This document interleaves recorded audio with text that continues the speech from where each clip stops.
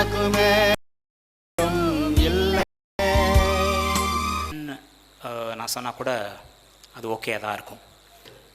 தேவனுடைய பிரதர் பார்த்தோம் மறந்துடுச்சு அப்படின்னு சொல்கிறவங்களுக்கு ஒரு வார்த்தையில் சொல்லணும்னா, ஆண்டவர் உங்களையும் என்னையும் நீதிமானாக தான் பார்க்குறார். சரிங்களா? இதுதான் நம்ம போன வாரம் பார்த்தது.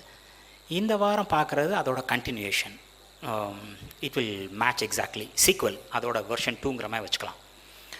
இது என்னென்னு பார்த்தீங்கன்னா, இந்த ஆற்றுல ஒரு கால் சேத்துல ஒரு கால்னு சொல்லுவாங்கள்ல. ஒரு நாள் நான் நீதிமான், ஐயோ இன்றைக்கி நான் பாவி, நான் நீதிமானா நான் பாவியா, இந்த மாதிரி தழும்புற அலை பாயிறது, இங்கிட்டு இங்கிட்டும் மாறி மாறி இருக்கிறது, அது கரெக்டாக எப்படி நீதியில் ஸ்திரமாக இருக்கிறது, ஸ்திரப்பட்டிருப்பது எப்படி, அதனால் என்ன பலன்? சரிங்களா? இதைத்தான் நம்ம பார்க்க போகிறோம். இந்த நற்செய்தி அப்படின்னு சொல்கிறோம்ல, என்ன கேட்டால் இந்த மெசேஜோ இல்லை இந்த மாதிரி மெசேஜோ தான் நற்செய்தி, நல்ல செய்தி. யாராவது ஒருத்தர் இவாஞ்சலிஸ்ட் மாதிரியோ இல்லை பலரை புதுசாக நிறைய பேர்த்த பார்த்து பேசுவேன் அப்படின்னா, இந்த ஒரு மெசேஜை நீங்கள் எல்லாத்தையும் ரிப்பீட்டடாக கூட பேச முடியும். இப்போ சபையில் ஒரு வாரமும் இது பேசும்போது கொஞ்சம் வெரைட்டி கொடுக்குற மாதிரி இருக்காது. கொஞ்சம் பேர்லாம் இதுதான் தெரியுமே டயர்டாகிற மாதிரி இருக்கும். பட் யாராவது இவாஞ்சலிஸ்ட் நிறைய பேரை சந்திக்கிறோம், நிறைய பேர்கிட்ட பேசுகிறோன்னா, இந்த ஒரு மெசேஜை கூட நீங்கள் ரிப்பீட்டடாக பேச முடியும். என்ன பிரதர் பில்டப்லாம் ஓவராக இருக்குது, அப்படி என்ன மெசேஜ் அப்படின்னு நீங்கள் கேட்டிங்கன்னா, நீங்களும் நானும் இன்றைக்கும் என்னைக்கும் எப்பொழுது தூக்கத்தில் தட்டி எழுப்பினா கூட, இப்போ பாஸ்டர் கேட்பார்ல, இன்றைக்கி நீங்கள் பரலோகத்துக்கு போவீங்களா அப்படின்னா, இன்றைக்கி நீங்கள் நீதிமானா அப்படின்னு கேட்டால், ஆமாம் நான் நீதிமான், ஏசு கிறிஸ்துவினால் கழுவப்பட்ட நான் நீதிமான் தான் அப்படிங்கிறதுல நம்ம ஃபிக்ஸ்டாக இருக்கணும். இதில் தடுமாற்றமே இருக்கக்கூடாது. சரிங்களா? முதலாவது நம்ம பார்க்குறது தேவனுடைய நீதியை தேடுங்கள். மத்தேயு 6:31-33 பார்த்தீங்கன்னா, எல்லாத்துக்கும் ஏதாவது ஒரு கஷ்டம். இப்போது உங்களுக்கு எல்லாத்துக்கும் தெரியும், நான் பாஸ்டர் மேடம் கூட தான் கடந்த 1.5 வருஷமாக இருக்கேன்னு. இதில் வருத்தத்துக்கு உண்டான விஷயம் என்னென்னா, நிறையா இப்போ மேடம் சொன்னாங்கல்ல, பாஸ்டரை கூப்பிட்டு கிருபைனா என்னென்னு நான் கற்றுக்கிட்டேன், அந்த கால் மட்டும்தான் வருமானு பார்த்தீங்கன்னா, பாஸ்டரை மேடமை கால் பண்ணுறதும் தேடி வர நபர்களும், எனக்கு இந்த கஷ்டம், எனக்கு இந்த பிரச்சனை, எனக்கு இப்படி அப்படின்னு ஆறுதல் தேடி வசனத்தை தேடி ஓடி வர்றவங்க நிறைய பேர். நான் கூட இருக்கிறனால இதை பார்க்க நேரும். ஒரு இயேசு கிறிஸ்துவ ஆண்டவரும் இரட்சகரும் ஏற்றுக்கொண்ட ஒரு ஜனம் எப்படி இப்படி கஷ்டப்பட முடியும் அப்படின்னு யோசித்தா, என்ன பெருசாக நம்ம கஷ்டப்பட போகிறோம்? எண்ணத்தை உண்போம், எண்ணத்தை குடிப்போம், எண்ணத்தை உடுத்துவோம், என் பிள்ளைங்க ஒழுங்காக படிக்குங்களா, ஃப்யூச்சர் ஒழுங்காக இருக்குமா, நீங்கள் அந்த இதை நீங்கள் இன்றைக்கி ஈக்குவேட் பண்ணி பாருங்களேன். ஏதாவது ஒரு கஷ்டம். அப்போ பொதுவாக இதை சிம்பிளாக சொல்லணும்னா, ஒரு விசுவாசி கஷ்டப்படுறதா? ஆண்டவர் என்ன சொல்கிறாருன்னா, இயேசு கிறிஸ்து என்ன சொல்கிறாரு, நீங்கள் என்ன உங்களுக்கு தேவைங்கிறது நீங்கள் கேட்கறதுக்கு முன்னாடியே பிதாவுக்கு தெரியும். பிள்ளைக்கு என்ன தேவைங்கிறது அப்பாவுக்கு நீங்கள் போய் அழுது புலம்பி கஷ்டப்படுறதுக்கு முன்னாடியே தெரியும். அப்போ நான் என்ன தான் பண்ணுறது? ஒரே ஒரு விஷயந்தான், தேவனுடைய ராஜ்யத்தையும் அவருடைய நீதியையும் தேடுங்கள். First thing righteousness. யாரோட நீதி? உலகத்தனமாக நம்ம புத்திக்கு இதுதான் நீதி. இப்போ நான் சொல்கிறது சில சமயம் சொல்கிறத தவறாக கூட புரிஞ்சுக்க முடியும். ஒரு பாவப்பட்டவங்களுக்கு ஒரு காசு கொடுக்குறது, இல்லை ஒரு நேரம் சாப்பாடு கொடுக்குறது, முடியாத ஒருத்தவங்களுக்கு உதவி பண்ணுறது, உலகத்தனமாக இதெல்லாம் உதவி. கரெக்டாக நீங்கள் செய்யுங்க. ஏன்னா ஆண்டவர் ஒரு இடத்துல சொல்லுவார், நீங்கள் என்ன தான் அந்த மாதிரி கவனிச்சிங்க, நான் சாப்பாடெல்லாம் மறந்தேன் சாப்பாடு கொடுத்தீங்க, நான் உடை இல்லாமல் கொடுத்தேன் உடை கொடுத்தீங்க, நான் ஜெயிலில் இருந்தே என்னை வந்து பார்த்தீங்க. நீங்கள் தேவ தூதர்களை கூட இந்த மாதிரி கவனிச்சிருக்க முடியும். ஆனால் நான் என்ன சொல்கிறேன்னா, இப்படி ஒரு நல்லது செய்கிறீங்கல்ல, இதுதான் உலகம் நீதி, இதுதான் கரெக்டுன்னு சொல்லித்தரும். ஆனால் உண்மையான தேவ நீதினா நீங்கள் என்ன நீங்கள் பார்த்தீங்கன்னா, ரோமர் 10:9-10 நீங்கள் வாசித்தீங்கன்னா, கர்த்தராகிய இயேசுவை உன் வாயினால் அறிக்கையிட்டு madam is doing a wonderful job. வந்து நம்ம எல்லாத்தையும் அறிக்கை பண்ண வைக்கிறாங்கல்ல, அறிக்கை பண்ணுறது ரொம்ப முக்கியமான விஷயம். இருதயத்தில் விசுவாசிச்சா மட்டும் போதாது, வாயை திறந்து அறிக்கை பண்ணணும். கர்த்தராகிய இயேசுவை வாயினால் அறிக்கையிட்டு தேவன் அவரை மரித்தோலிருந்து எழுப்பினார் என்று உன் இருதயத்திலே விசுவாசித்தால் ரட்சிக்கப்படுவாய். ஓகே, இப்போ ரட்சிப்புனா என்ன? இயேசு கிறிஸ்துவ விசுவாசிக்கணும், அறிக்கை பண்ணணும். இந்த நீதி உண்டாக இருதயத்தை விசுவாசிக்கப்படும். இப்போ நீதி எப்படிங்க வருது? இப்போது முதலாவது தேவனுடைய நீதியை தேடு அப்படின்னு சொன்னதுன்னா, நீதி எப்படி வருது? இருதயத்திலே விசுவாசிக்கிறதுனால நீதி உண்டாகுது. ஆபிரகாம் தேவனை விசுவாசித்தான், அது அவனுக்கு நீதியாக எண்ணப்பட்டது. நம்ம ஆபிரகாமின் குமாரத்தின்னு சொல்கிறோம். ஆபிரகாம் ரொம்ப நல்ல ஆளா அப்படின்னு நீங்கள் பார்த்தீங்கன்னா, பொய், இவள் என் சகோதரி, நல்ல மாட்டுக்கு ஒரு சூடுன்னு சொல்லுவாங்க. ஒரு தடவை மட்டுமா பொய் சொன்னார்? அதே பொய்யை மறுபடியும் ரிப்பீட்டடாக சொல்கிறாரு. இது என்னப்பா இது, என்ன பிரதர் போய் பேசலான்னு சொல்கிறீங்களா? அதாவது ஆபிரகாம் பொய் சொன்னது, ஆபிரகாம் பயந்து போயிருந்தது, இதெல்லாம் ஆண்டவர் இந்த நம்மளோட நெகட்டிவ் பார்ட்ஸ்லாம் பெருசாக பார்க்குறதில்ல. அவன் தேவனை விசுவஸ்தானா, இது போதும் ராசா, ஒன்றை நான் ஆசீர்வதிக்கிறதுக்கு என்ன நீ நம்புனில்ல, என்ன நீ விசுவசிச்சில்ல, இது போதும். அவருக்கு ஒரு ரீசன் வேணும், அந்த ரீசன் நம்ம கொடுத்தா போதும். நீதி உண்டாக இருதயத்திலே விசுவாசிக்கப்படும், ரட்சிப்பு உண்டாக வாயினால் அறிக்கை பண்ணப்படும். இப்போது நீங்களும் நானும் ஆண்டவருடைய நீதியை தேடணும் அப்படின்னா என்ன தான் பண்ணணும்? விசுவாசிக்கணும். ரொம்ப சிம்பிள் இல்லைங்களா? இப்போது நம்ம பண்ண வேண்டிய ஃபஸ்ட்டு காரியம் தேவனுடைய நீதியை தேடணும். நம்மளுடைய நீதி கிடையாது, தேவனுடைய நீதி.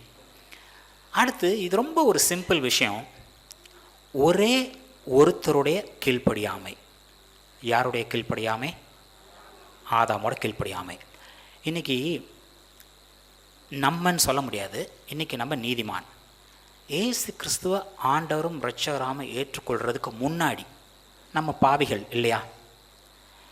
நம்ம பாவம் பண்ணினால பாவிகளா, இல்லை பாவிகளாக இருக்கிறனால பாவம் பண்ணுறோமா அப்படின்னு கேட்டிங்கன்னா, நான் சொல்லுவேன், பாவிகளாக பிறந்தனால, பாவிகளாக இருக்கிறனால தான் பாவம் பண்ணுறோம். ஒரு தோட்டத்தில் ஒரு கொய்யா மரம் நட்டுருக்கோம். நான் போய் அதில் போயிட்டு எனக்கு இதில் இளநீ குடிக்கணும், தேங்காய் அப்படின்னு நான் தேட முடியுமா? முடியாது. நம்ம யாரோ நம்மள்கிட்டருந்து வெளிப்படக்கூடிய வெளிப்பாடும் அதுக்கேற்ற மாதிரி தான் இருக்கும். நம்ம நீதிமானாக இருந்தால் நீதிமானுக்குரிய காரியங்களை செய்வோம், நம்ம பாவியாக இருந்தால் பாவிக்குண்டான காரியங்களை செய்வோம். நம்ம பிறந்தது பாவியாக, அதனால் பாவம் பண்ணுறோம். ஒரே ஒரு மனுஷனோட கீழ்ப்படியாமை, ஆதாம் கீழ்ப்படியாமல் போனதுனால, ஒரு மனுஷனுடைய கீழ்ப்படியாமையினாலே ரோமர் 5:19 அநேகர் பாவிகளாக்கப்பட்டது போல. எல்லாரும் பாவியானது எதனால்? ஒரு ரீசன், ஆதாம் செய்யக்கூடாதுன்னு சொன்னதை செஞ்சிட்டான், அவன் மீறிட்டான், கீழ்ப்படியலை. இதனால் நம்ம எல்லாரும் பாவியாக பறக்கிறோம், நம்ம பாவி. அதே போல ஒருவருடைய கீழ்ப்படியதினாலே அநேக நீதிமான்களாக எண்ணப்படுவார்கள். ஒரே ஒருத்தர் கீழ்ப்படிஞ்சார், யார்? ஏசு கிறிஸ்து, பிந்தின ஆதாம். இப்போது ஒரு கேள்வி, மேடம் போயிட்டாங்க, இந்த கேள்விக்கு எத்தனை பேர் பதில் சொல்றீங்கன்னு பார்ப்போம். கொஞ்சம் ரீவைன் பண்ணி, நம்ம நீதிமான் ஏசு கிறிஸ்து ஆண்டவர் வச்சா ஏற்றுக்கொள்கிறதுக்கு முன்னாடி இந்த உலகத்தமான காரியம், நல்ல காரியம் ஏதாவது பண்ணியிருப்போம் இல்லைங்களா? அட்லீஸ்ட் தெரியாமனாலும் ஏதாவது 1-2 நல்ல காரியம் பண்ணியிருப்போம்ல ஏசு கிறிஸ்து ஆண்டவர் வச்சா ஏற்றுக்கொள்கிறதுக்கு முன்னாடி. அந்த நல்ல காரியம் பண்ணது ஆதாம் மீறுதல்னால நம்ம பாவியாக மாற்றுச்சே, அந்த பாவத்தை உதறி விட்டுட்டு நம்மளை நல்லவனாக மாற்ற முடிஞ்சதா இல்லையா? இல்லை இல்லை இல்லைங்களா பிரதர்? நீங்கள் ஏன்னா ஆன்சர் வர்றது ஒரு 4-5 பேர், அவரே அமைதியாக இருக்கார், என்ன பேர்? சரிங்களா? அப்போது நம்ம பாவிகளாக இருந்த நேரத்தில் பாவம் இல்லாத ஒரு நல்ல காரியம் நான் செஞ்சால் கூட நான் நீதிமானாக ஆக முடியாது, அது உண்மை. இப்போ இயேசு கிறிஸ்துவ ஆண்டவரும் இரட்சகராகவும் ஏற்றுக்கொண்டாச்சு. இப்போ தெரியாமல் தவறி விழுறோம். போய் விழலாமா? விழக்கூடாது, விழமாட்டோம். ஃபார் எக்ஸாம்பிள், தவறி விழுந்துட்டோம், இன்றைக்கி நம்ம நீதிமான்லேருந்து பாவியாக மாறிடுவோமா? ஒருத்தனை வேகமாக சொல்லிட்டார் இல்லை அப்படின்னு சொல்லிட்டு. யாராவது ஒருத்தர் நான் நீதிமான் ஆக்கப்பட்ட பிறகு இயேசு கிறிஸ்துவின் இரத்தத்தினால் கழுவப்பட்ட பிறகு நான் தெரியாமல் தவறிட்டேன், நான் நீதிமான்லேருந்து பாவிங்கிற ஸ்டேட்டஸ்க்கு மாறுறேன்னு நினச்சா என்ன சொல்கிறோம்? முந்தின ஆதாம் பண்ணின காரியம் பிந்தின ஆதாம் பண்ண காரியத்தோட பெரிய விஷயம். ஆதாம் பண்ண ஒரு பாவத்தினால நான் எவ்வளவு நல்லது பண்ணாலும் பாவியாக தான் இருப்பேன், நான் நீதிமானாக மாற முடியாது. அப்படின்னா இயேசு கிறிஸ்து பண்ண காரியத்தினால நான் என்ன தான் பாவம் பண்ணாலும் நான் பாவியாக முடியாது, நான் நீதிமானாக தான் இருந்தாக முடியும். அப்படி இல்லைன்னா இயேசு கிறிஸ்துவின் இரத்தம் என்னை கழுவி சுத்திகரிக்க லாயக்கில்லாததுன்னு அர்த்தம். உண்மையா பொய்யா? இதனால் நான் துணிஞ்சு போய் பாவம் பண்ணுங்கன்னு சொல்ல வரல. உண்மையாகவே இந்த உலகத்தனமானவன் துணிகரமாக தப்பு பண்ணிட்டு சந்தோஷமாக போவான். ஆனால் இந்த கர்த்தரை அறிஞ்சிட்டு வந்த பிள்ளைங்க இருக்குல்ல, தெரியாமல் தவறி விழுந்துட்டு சைக்காட்ரிஸ்ட்டை போகிற அளவுக்கு கூட கஷ்டம். ஐயோ நான் தப்பு பண்ணிட்டேனே, ஐயோ நான் தப்பு பண்ணிட்டேனேன்னு சொல்லிட்டு இது அவங்களோட கண்ணை திறக்கும். தவறு பண்ணுங்கள், துணிந்து பண்ணுங்கள், பாவம் பாவம்தான். அதை நம்ம இங்கே ப்ரொமோட் பண்ணலை. ஆனால் இங்கே நல்ல செய்தி என்னென்னா, இயேசு கிறிஸ்துவின் இரத்தம் உங்களை கழுவின பிறகு இயேசு கிறிஸ்துவின் இரத்தத்தினால் சுத்தம் பண்ண முடியாத எந்த பாவத்தையும் நீங்கள் செய்ய முடியாது. கரெக்டா? இப்போது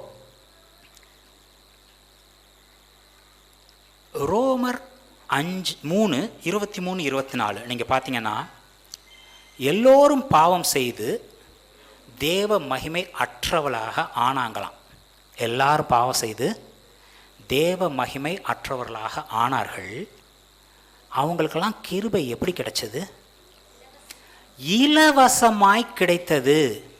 நான் கடைக்கு போகிறேன், ஒரு காசு கொடுக்குறேன், ஒரு பொருள் வாங்குகிறேன்.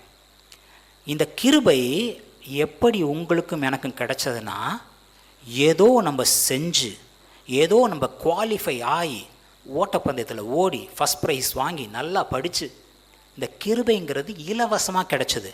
இந்த இலவசமாக கிடைச்ச கிருபையை தான் நிறையா முறை நம்ம ஏதாவது பண்ணி பெற்றுக்கொள்ள மாட்டோமா? ஆண்டவர் பட்சமாக சேர மாட்டோமா? உனக்கு ஆல்ரெடி இயேசு கிறிஸ்து கிருபையை இலவசமாக கொடுத்துட்டார். எதற்காக? அவர் மூலமாக, இயேசு கிறிஸ்து மூலமாக நம்ம நீதிமான்களாக இலவசமாக கிடைச்ச கிருபையை அப்பா நன்றி நம்ம என்ன பண்ணுறோம்? ரோமர் 10:3 பாருங்க, தேவ நீதியை அறியாமல் தங்கள் சுய நீதியை தேடுகிறதுனால் தேவ நீதிக்கு கீழ்ப்படியாமல் இருக்கிறார்கள். கீழ்ப்படியாமைன்னா நம்ம பொதுவாக என்ன சொல்லுவோம்? பொதுவாக ஒரு லீடருக்கு கீழ்ப்படி, ஒரு அத்தாரிட்டிக்கு கீழ்ப்படி, ஒரு அம்மா அப்பா சொல்கிறது என்ன சொன்னாலும் பிள்ளைங்க தப்பாக இருந்தால் கூட கீழ்ப்படி. அதில் ஒரு ரீசன் இருக்கும். கீழ்ப்படியாமைங்கிறது தேவ நீதிக்கு எப்படி கீழ்ப்படியாமல் போக முடியும்? நானாக நீதிமான் ஆயிக்கிறேன் அப்படின்னு சொன்னால் நம்ம துணிகரமாக தேவ நீதிக்கு கீழ்ப்படியாமல் நம்மளாம் என் இஷ்டத்துக்கு நான் பார்த்துக்கிறேன் அப்படின்னு இயேசு கிறிஸ்து இலவசமாக கொடுத்த கிருபையை விளக்கிட்டு நானாக ஆண்டவர் பட்சத்தில் சேர்ந்துக்கிறேங்கிறது, இது முடியுமா? அவர் தான் வழி, அவர் தான் சத்தியம், அவர் தான் ஜீவன். அவர் இல்லாமல் நானாக ஏதாவது செஞ்சுக்கிறேன்னு ஒரு காரியமும் பண்ண முடியாது. சரிங்களா? இப்படி சொல்கிறதுனால கிருபை இலவசமாக கிடைக்கிது. தேவ நீதி நீங்கள் விசுவசித்து அறிக்கை பண்ணால் போதும். இது பாவம் பண்ணுறதை தூண்டிராதா? யாருக்காவது தோணலாம். ஃப்ரீயாக கிடைக்கிது. ஒரு ஃப்ரீயாக கிடைக்குதுன்னா அதோட வேல்யூ எந்த அளவுக்கு பெருசாக இல்லை இல்லையா? இதே இது ஒரு விலை நிறையா செலவழித்து ஒரு காரியம் பண்ணால் அதை அப்படியே கண்ணும் கருத்துமாக பார்த்துப்போம். ஐஃபோன்பா 50,000 கொடுத்து வாங்கினேன், பத்திரமா இருக்கணும். அந்த காலத்து நோக்கியா ஃபோன்லாம் தூக்கி போட்டால் கூட எடுத்து அசம்பிள் பண்ணிக்க முடியும், டப்புன்னு செங்கலை எடுத்து மாட்டுற மாதிரி. காசு நம்மள்கிட்டருந்து நேரம் அதிகமாக, நம்மள்கிட்டருந்து எஃபர்ட் அதிகமாக போச்சுன்னா அதுக்கான இம்பார்ட்டன்ஸ் கூட இருக்கும். இது ஃப்ரீயாக கிடைக்கிது தானே. அப்போது எல்லாரும் துணிஞ்சு தப்பு பண்ணிட மாட்டாங்களா அப்படின்னு யாருக்காவது கேள்வி இருந்தால் 1 கொரிந்தியர் 15:56 மரணத்தின் கூர் பாவம், பாவத்தின் பலன் நியாயப்பிரமாணம். பாவம் இருக்குல்ல, நம்ம பாவம் செய்கிறோமா செய்யலையாங்கிறது, அந்த பாவத்துக்கு ஸ்ட்ரென்த், பவர் கொடுக்கறது எது தான்? நியாயப்பிரமாணம். ஒரு ஸ்டாண்டர்ட் ஜோக் ஒன்று சொல்லுவாங்க. ஒரு இப்போ டாக்டர் இல்லாமல் நான் தான் டாக்டர்னு சொல்லி சும்மனாச்சுக்கு கடை போட்டு சில பேர் உட்காந்துருப்பாங்கல்ல, இந்த மருந்து சாப்பிட்டா குணமாகும். ஆனால் இந்த மருந்து சாப்பிடும்போது குரங்க நினைக்கக்கூடாது. இது என்ன டேய், நான் ஏன்டா மருந்து சாப்பிடும்போது குரங்க நினைக்க போகிறேன்? இப்போ நம்ம வீட்டுக்கு வர்றோம், இந்த மருந்து சாப்பிட போகிறோம். அந்த மருந்து எடுத்தால் என்ன தோணுங்க? என்னமோ செய்யணுமே, என்ன செய்யணும்? குரங்கு நினைக்கூடாது. ஐயோ நினச்சிட்டேனே. இந்த பாவம் அப்படிங்கிறது உங்களுக்குள்ள அமைதியாக இருந்தால் கூட அதை செய்ய தூண்டுறது எது? சோ கால்டு கண்டிஷன், இந்த நியாயப்பிரமாணம். இந்த நியாயப்பிரமாணம் இல்லை அப்படின்னா பாவம் உள்ள இருந்தால் கூட அது பலன் பெற்று வெளிப்படுத்த முடியாது. சரிங்களா? சரி, என்ன இப்படி சொல்கிறீங்க பிரதர்? அப்போ பாவம் அதுக்கு பலன் வரணும்னா நியாயப்பிரமாணம் தான் முடியுமா அப்படின்னா, ரோமர் 5:20 தெளிவாக சொல்லியிருக்கு, மீறுதல் பெரும்படி தான் நியாயப்பிரமாணமே கொடுக்கப்பட்டது. இந்த இஸ்ரவேலருக்குள்ள அப்பா நீங்கள் எவ்வளோ நல்லவரோ அந்த மாதிரி என்ன ஒன்றும் ஆசீர்வதிக்க வேணாம். சரிங்களா? எனக்கு இந்த பர்சனலாக பேசக்கூடாதுன்னு என் ஒய்ஃப் சொன்னால் கூட சில எக்ஸாம்பிள்லாம் பர்சனல் டச் வந்தால் ரொம்ப எனக்கு ஈஸியாக வருது.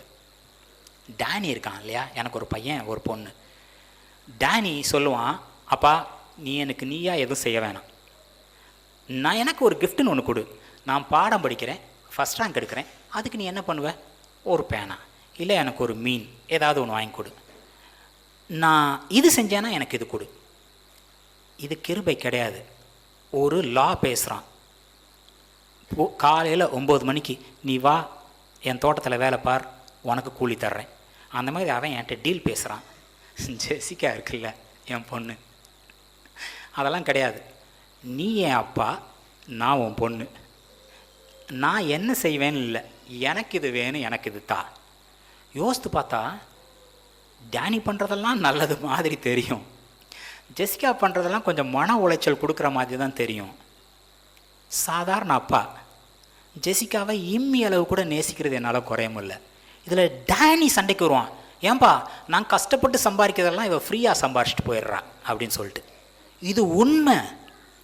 இப்போது காலையில் 9 மணிக்கு வந்து வெயிலில் வேலை பார்த்த எல்லா பேரும் ₹1 கூலிக்கு பேசிட்டு வந்தாங்க, அது அவங்களுக்கு கிடச்சிது.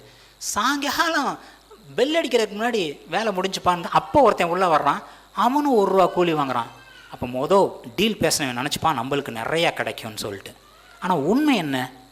நீங்களும் நானும் ஏதாவது டீல் பேசி ஆண்டவரே நான் இப்படி நடந்துக்கிறேன், எனக்கு நீங்கள் இப்படி தாங்க அப்படின்னு சொன்னால் we will not be blessed. பெரிய ஆசீர்வாதம் அப்படி பெற்றுக்கொள்ள முடியாது. உண்மையாகவே ஆண்டோட கிருபை, இலவசமாக கிடைச்ச கிருபையை பிடிச்சிக்கிட்டா மிகுந்த ஆசீர்வதிக்கப்பட்டவங்களா மட்டும் இல்லை, உள்ளே இருக்க பாவத்துக்கு பலன் இருக்காது, பாவம் பெருகாது. என்னைக்கு இஸ்ரவேலர் நீங்கள் சொல்கிறதெல்லாம் நாங்கள் கேட்குறோம், அதுக்கேற்ற மாதிரி எங்களை ப்ளஸ் பண்ணுங்கன்னு சொன்னாங்களோ, சொன்ன நிமிஷத்தில் கண்ணுக்குட்டி வெளில வந்துருச்சு. அது நாள் வரைக்கும் நல்லா தானே இருந்தேன். எப்போ நீங்கள் என்ன சொல்கிறீங்களோ, வேறு என்ன வேணாம், என்ன ஆசீர்வதிக்கிறீங்களா, நான் எவ்வளோ நல்ல வேணும் அந்த மாதிரி ஆசீர்வதிங்க, நீங்கள் எவ்வளோ நல்லவருங்கிற மாதிரி ஆசீர்வதிக்க வேணாம்.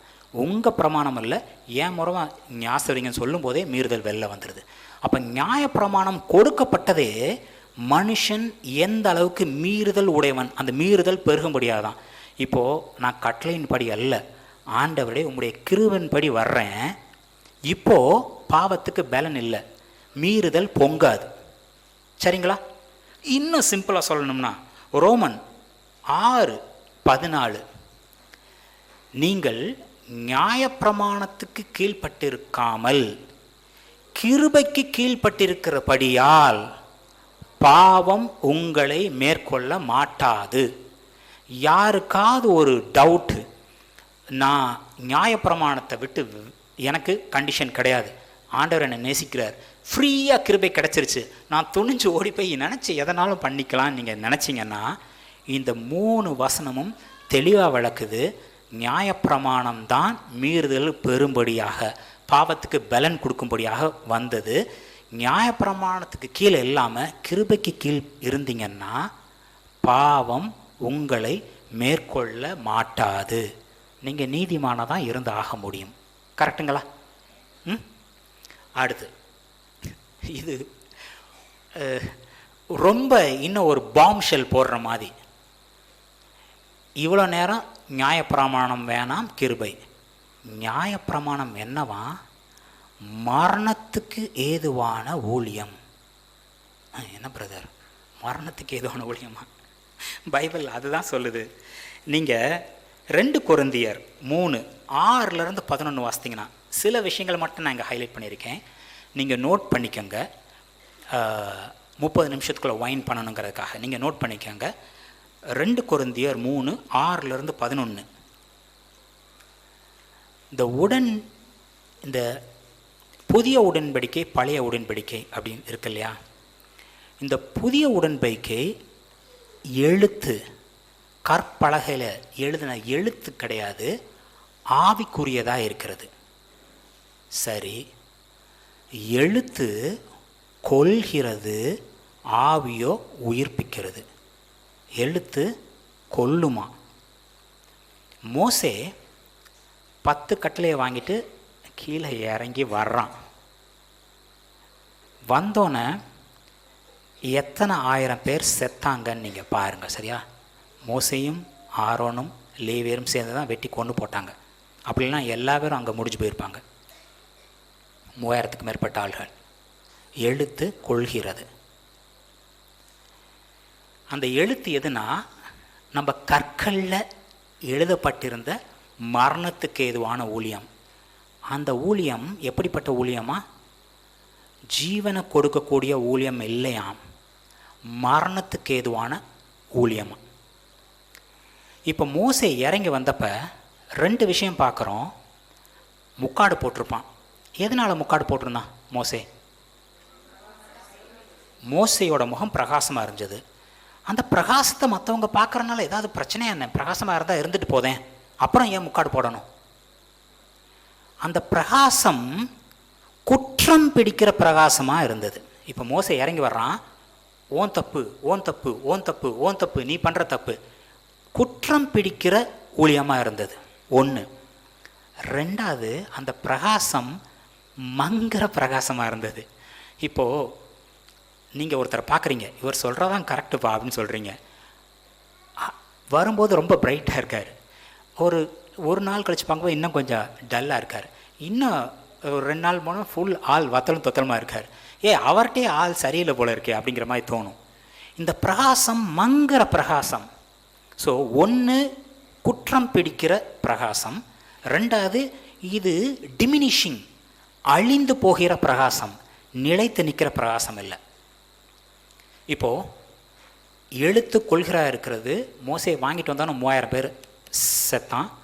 மோசையோட பிரகாசம் அழிகிற பிரகாசமாக இருக்கிறது, குற்றம் பிடிக்கிற பிரகாசமாக இருக்குதுன்னு பார்த்தோம். ஏசு கிறிஸ்து மலை மேலிருந்து ஒரு பிரசங்கம் பண்ணிட்டு கீழே இறங்கி வர்றார். நெருக்குது கூட்டம். அவரை ஆடைய தோட மாட்டோமா? அவரோட அந்த ப்ரேயர் ஷால் டசல் யார் மேலேயாவது பற்றாதா? அப்படி நடக்கிற இடம் ஃபுல்லாக வியாதியஸ்தரை போட்டு வச்சுருந்தாங்களாம். இந்த தொழு நோயாளி ஒரு மக்கள் இருக்க இடத்துக்கு வந்தால் அவன் வரக்கூடாது, வந்தால் சத்தம் போட்டுகிட்டே வரணும், இல்லைன்னா அவனை கல்லெறிஞ்சு கொண்டுடலாம் தொழுநோய் பரவேறுங்கிறக்காக. எந்த அளவுக்கு அவனுக்கு இயேசு கிறிஸ்து மேலே ஒரு பாசிட்டிவ் ஃபீல். இப்போ மோசையை பார்த்தோன்னே தெரிச்சு ஓடுற மாதிரி இல்லாமல் இயேசு கிறிஸ்துவ பார்த்தோன்னே வந்து, ஆண்டவரே மால் முடிஞ்சால் என்னை சுத்தமாக்கும். அதுக்கு அந்த இயேசு கிறிஸ்துவ பார்க்கும்போதே அந்த அட்ராக்டிவ் ஃபீல். ஒரு மேக்னெட்டை பார்த்தோன்னே எப்படி ஒரு ஸ்டீல்லாம் போய் ஒட்டிக்குது, அந்த மாதிரி இயேசு கிறிஸ்துவ பார்க்கணும் யாரும் தெரிச்சு ஓடுற மாதிரி இல்லை. உண்மையாகவே அப்போ இருந்த நான் பாவின்னு நினச்ச எல்லாருமே இயேசு கிறிஸ்துட்ட கிட்ட வந்து சேர்றாங்க. அவரை பாத்திர மட்டும் மாட்டோமா அப்படின்னு ஒருத்தன் மரத்து மேலே ஏறி உட்காடுறான், அவன் குள்ளனாக இருக்கனால. இங்கே மோசையை பார்த்தோன்னா எல்லாரும் தெரிச்சு ஓடுறாங்க. குற்றம் பிடிக்கிற அந்த பிரைட்னஸ், அந்த மகிமை. ஆனால் இயேசு கிறிஸ்து மேலே இருந்த மகிமை, உங்களில் யாராவது தப்பு பண்ணலன்னா அவன் ஃபஸ்ட்டு கல் எறியட்டும். அம்மா ஓன்ட்ட நான் குற்றம் பிடிக்கல, நீ போ. ஒரு அம்மா அவரோட ஆடை தொட்ட மாத்திர குணம் தொட்டுட்டு போகுது. அந்த அம்மா நினைச்சிட்டு போகிறோமோ நினச்சிட்டு அவர் திரும்பி பார்த்து, மகளே உன் விசுவாசம் உன்னை குணப்படுத்தியது. முகமுகமாக பார்க்கலாம். பழைய உடன்படிக்கை காலத்தில் முகமுகமாக பார்க்க முடியாது. மோசே அப்பா நான் உங்களை முகமாக பார்க்கணும்னு சொன்னப்போ கூட ஒரு பிளவில் இருந்து அவர் கடந்து போகணும், அவருடைய பின்புறத்தை மட்டும்தான் பார்க்க முடிஞ்சது. இங்கே நின்று என்னை முகமுகமாக பாரு, நீ என் பிள்ளை, நான் அப்பா அப்படின்னு சொல்லிட்டு. ஸோ ஏசு கிறிஸ்து அவருடைய மகிமை குற்றம் பிடிக்கிறது கிடையாது. நீ நீதிமான், நீ என் பிள்ளை, நீ என் பிள்ளைடா, ஒன்றும் பிரச்சனை இல்லை, வா நீ என்கிட்ட வா, நீ என் கூட இரு போதும். ஒருத்தன் மனம் திருந்திய குமாரன் மனம் திருந்தி அப்பாட்ட வந்தான்னு பார்ப்பான்ல, அவன் மனம் திருந்தி வர கிடையாது. டேய் பன்னிக்கு போடுற சாப்பாடு தவிட்ட கூட என்ன சாப்பிட முடியல, எங்கள் அப்பா வீட்டில் வேலைக்காரங்களுக்கு கூட சாப்பாடு இருக்குது, நான் போய் அப்பா உங்கள் வேலைக்காரனை ஒருத்தனை என்னை வச்சுக்கோங்க அப்படின்னு ஒரு ப்ரேயரை ரிஹர்ஸ் பண்ணிட்டு போகிறான். ஆனால் அப்பா அதை சொல்ல விட்டாருன்னு நினைக்கிறீங்களா? அவனை தூரத்தில் பார்த்தவொடனே போய் கட்டி பிடிச்சி, இவனுக்கு ஒரு நல்ல ட்ரெஸ்அப் கொடு, இவனுக்கு மோதிரத்தை போடு, இவன் காலில் பாதரட்சை போடு, கொளுத்த கண்ணுக்குட்டி அடி, என் பையன் மறிச்சான் திரும்பி வந்துட்டான். என்ன காரணத்தினால வந்தான்? அவன் வந்தால் போதும், அவன் மனம் திருந்திடுவான். கூட நீங்கள் ஆண்டவர் கூட இருந்தால் போதும், அந்த மகிமை உங்களை அப்படி அட்ராக்ட் பண்ணி இழுக்குது. இந்த எழுத்து கொள்றதா இருக்கும்னு சொன்னோம்ல, ஆண்டவர் மரித்து உயிர் தெழுந்ததுக்கப்புறம் நம்ம சீஷர்கள் ஒரு மேல் வீட்டில் இருப்பாங்க. ஆவியானவர் மைட்டி விண்ட் ஒரு அப்படியே சடுதியாக வருது. பேதுரு, ஆண்டவரே நான் பாவி என்னை விட்டு போங்கன்னு முன்னாடி சொன்ன பேதுரு, இவர் யாருன்னே தெரியாது, இவர் நான் தெரிஞ்சுக்கிட்டு தெரியாதுன்னு சொன்னேன்னா நான் நாசமாக போவேனா. சத்தியம் செய்யும் சபிக்கவும் செஞ்ச பேதுரு ஒரு பிரசங்கம் பண்ணுறான். எத்தனை பேர் கர்த்தருக்குள்ளே வந்தாங்கன்னு பார்க்குறீங்க? எழுத்து மோசே 3000 பேர் செத்தாங்க. இங்கே ஆவிக்குண்டான ஊழியம் 3000 பேர் ஆண்டவருக்குள்ளே சேர்றாங்க. எழுத்து கொள்கிறதா இருக்கிறது, ஆவி ஜீவனை கொடுக்கிறதா இருக்கிறது. சரிங்களா? அந்த பழைய உடன்படிக்கையின் இதில் மகிமை இல்லையா? மகிமை இருக்க தான் செய்யுது. அதில் கூட அந்த நியாயப்பிரமாணத்தில் வந்த அந்த மரணத்துக்கு ஏதான ஊழியத்தில் கூட மகிமை இருக்குது. அதிலே மகிமை இருந்தால் ஆவிக்குண்டான ஊழியத்தில் மகிமை எப்படி இருக்கும்? ஒரு அழிந்து போகக்கூடிய, குறைஞ்சிட்டு போகக்கூடிய, இல்லாமல் போகக்கூடிய ஒரு ஊழியத்திலே, அந்த நியாயப்பிரமாணத்துக்கு அந்த ஊழியத்திலே இவ்வளவு இருக்குன்னா, அழியாத நித்தியமாக இருக்கக்கூடிய கிருபையில் உண்டாகக்கூடிய இந்த ஆவிக்குண்டான ஊழியத்தில் எப்படி இருக்கும் மகிமை? சரிங்களா? இதை பார்த்ததுக்கப்புறம் நான் நீதிமானா நானா பார்த்துக்கிறேன்னு சொன்னால் அது கரெக்டு இல்லை. இலவசமாக கிருபையை கொடுத்துருக்கார், அதுதான் தேவ நீதி.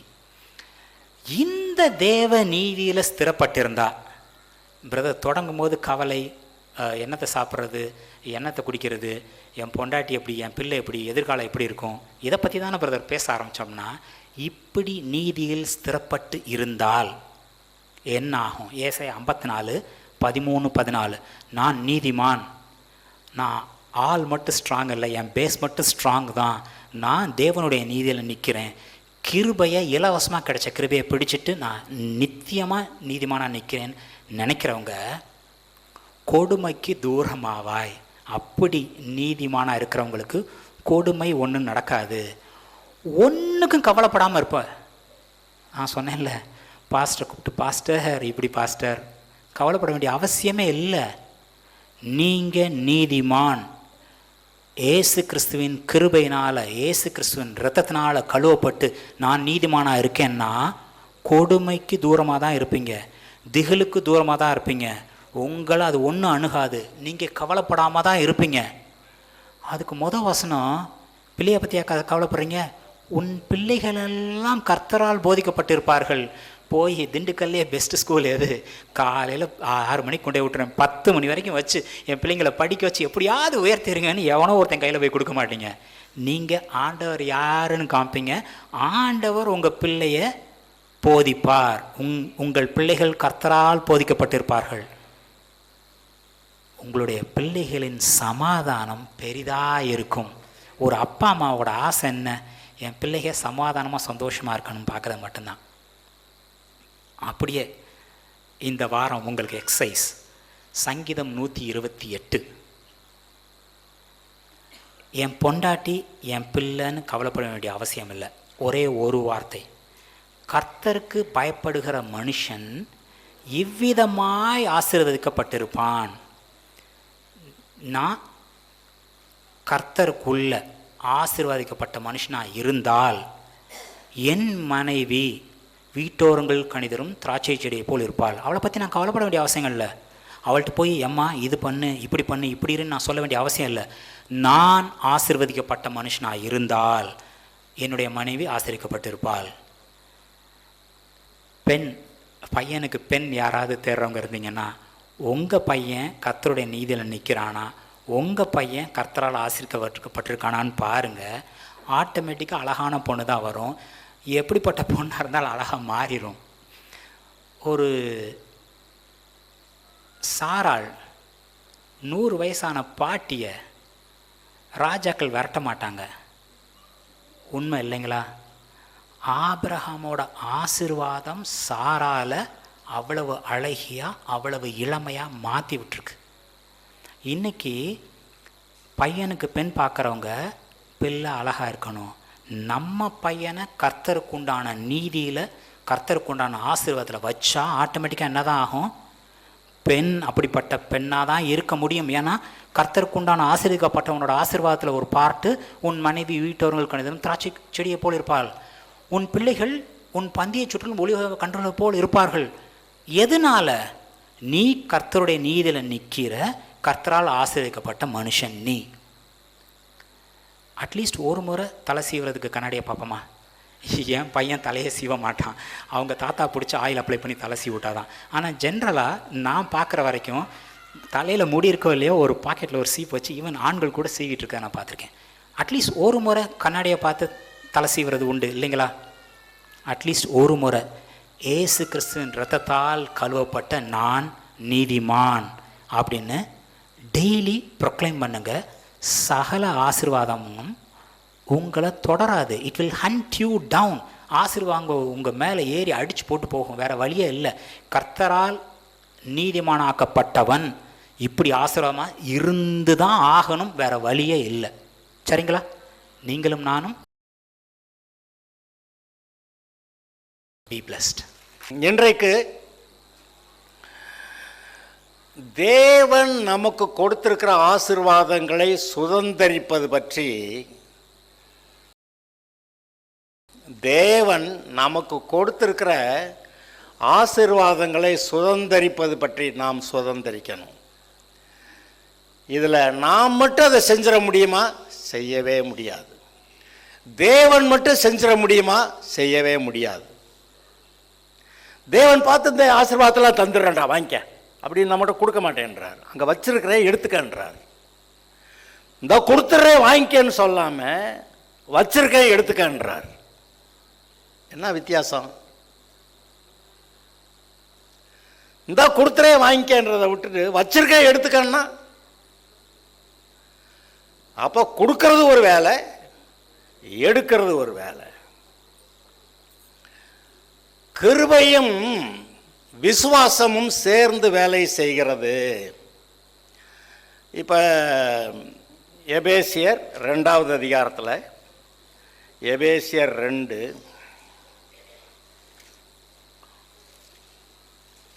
அதில்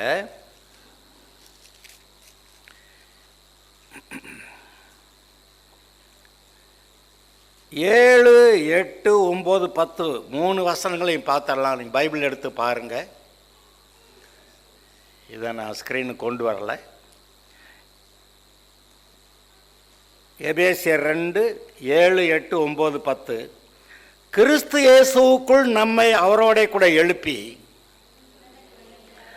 உன்னதங்களிலே அவரோட கூட உட்காரவும் செய்தார். இப்போ எங்கே உட்கார்ந்துருக்கீங்க? சர்ச்சுக்குள்ளதான், ஆனால் அங்கே உட்கார்ந்துருக்கீங்க.